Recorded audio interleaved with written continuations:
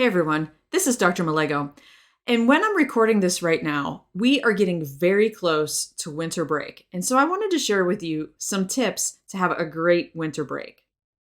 My first tip is to take time to relax. That is so important because, especially at the end of the semester, you probably found yourself being really busy, turning in those last things, turning in papers and taking tests, and probably staying up later than you should, and all of that kind of stuff.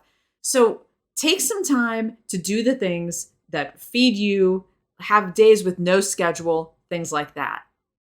My second tip is to spend time with people you don't normally get to see when you're at school. So that might include family members, and especially if you are fortunate enough to have older family members like grandparents and stuff like that still with you.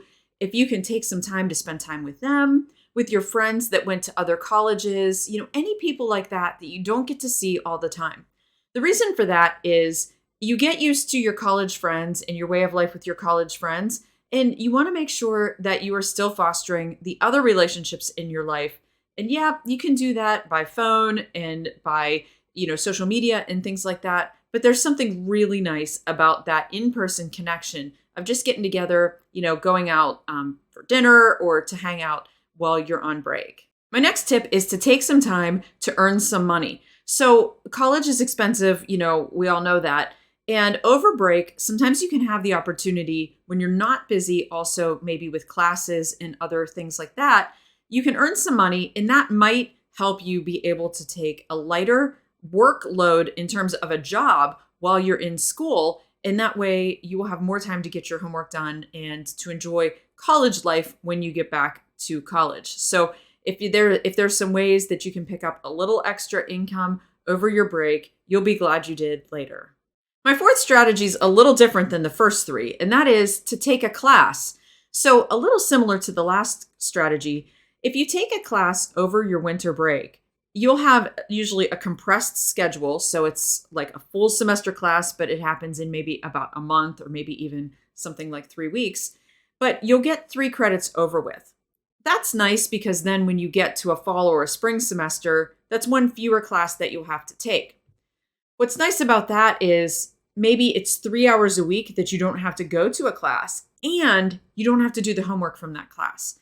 So that can be a nice way to make your other semesters feel a little lighter, be a little easier to handle. My fifth strategy is to get organized. So I know for me, at the end of a semester, sometimes my notebooks aren't really all that organized and I've got papers here and there, handouts from classes and stuff like that. If you take time over your winter break to organize the notes for classes that are important to you, like important classes for your major, stuff that you're going to want to keep, that's going to really save you time down the road when you're getting ready to start your first job or you're in your first job, that you have all of that stuff kind of organized.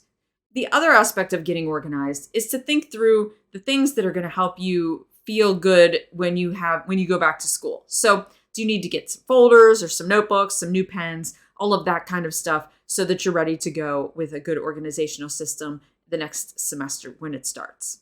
My sixth strategy is to set some goals for the next semester. Now, those goals might be academic goals, like you might be looking at a class you take and have a goal to earn a certain grade or something like that. But you also want to set some goals for things like exercise and making sure that you're giving yourself time in the day, maybe some goals to connect with your advisor or to plan an internship or something like that you're going to be doing later in your college career. So make sure that you take some time and you establish some goals so that you're going into the next semester with a clear plan in mind. Those 6 tips are all pretty different.